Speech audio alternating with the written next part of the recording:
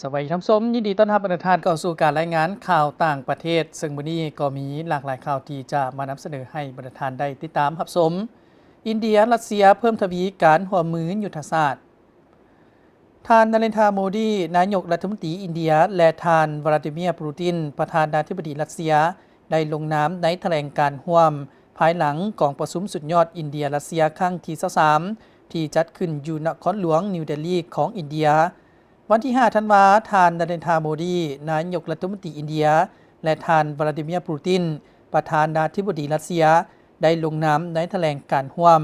ภายหลังกองประชุมสุดยอดอินเดียรัสเซียครั้งที่23ที่จัดขึ้นอยู่นครหลวงนิวเดลีอินเดียแถลงการร่วมได้เน้นหนักถึงการเพิ่มทวีการร่วมมือยุทธศาสตร์ในหลายขงเขตเวียกงานขณะที่ด้านเศรษฐกิจการค้าอินเดียและรัสเซียได้ยืนยันคืนเป้าหมายยกวงเงินการค้า2ฝ่ายให้ขึ้นระดับ$100 ตรีสหรัฐในปี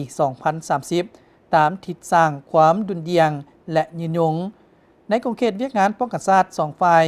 ได้เน้นหนักถึงการกำหนดทิศและพร้อมการขนคว้าพัฒนาและผลิตบรรดาระบบป้องกันชาติอยู่อินเดียให้สอดคล้องกับข้อริเริ่มผลิตอยู่อินเดียมุ่งไปถึงการส่งออกไปสู่ประเทศที่ 3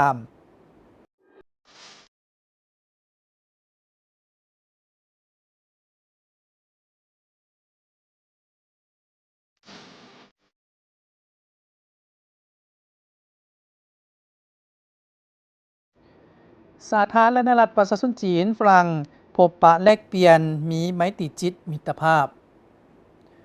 ท่านสีจิ้นผิงประธานประเทศจีนได้พบปะแลกเปลี่ยนมีไมตรีจิตมิตรภาพกับท่านเอ็มมานูเอลมาคงประธานาธิบดีฝรั่งอยู่โครงการสนรับประทานตูเจียงเยี่ยนที่นครเฉิงตูแขวงเสฉวนของสาธารณรัฐประชาชนจีน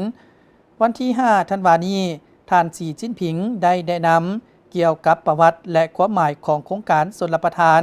ตูเจียงเยี่ยนและกาวาสาธารณรัฐประชาชนจีนและฝรั่งต่างก็เป็นตัวแทนที่โดดเด่นของอารยธรรมตะวันออกและตะวันตกเชื่อว่า2ประเทศใหญ่ที่มีความสำคัญด้านวัฒนธรรมและประวัติศาสตร์สามารถประกอบส่วนอันใหญ่หลวงกว่าเก่าเข้าในสันติภาพและเสถียรภาพของโลกก็คือการพัฒนาและความก้าวหน้าของมวลมนุษย์ผ่านการสนทนาและการหัวมือจากนั้นท่านเอมมานูเอลมาคงกล่าวว่าฝรั่งและสาธารณรัฐประชาชนจีนล้วนแต่มีวัฒนธรรมและประวัติศาสตร์มาแต่ดุนนานการร่วมมือระหว่าง2ประเทศสามารถนำไปสู่การพัฒนาและความเจริญรุ่งเรืองร่วมกันและสร้างความผาสุกให้แก่ประชาชน2ประเทศ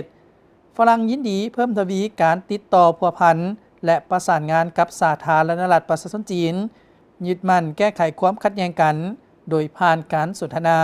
และการปรึกษาหารือร่วมกันปกปักรักษาสันติภาพและเสถียรภาพของโลกท่านผู้ชมวันนี้เวลาของการนำเสนอข่าวต่างประเทศก็ได้หมดลงเพียงเท่านี้พบกันใหม่ในโอกาสหน้าสำหรับวันนี้สบายดี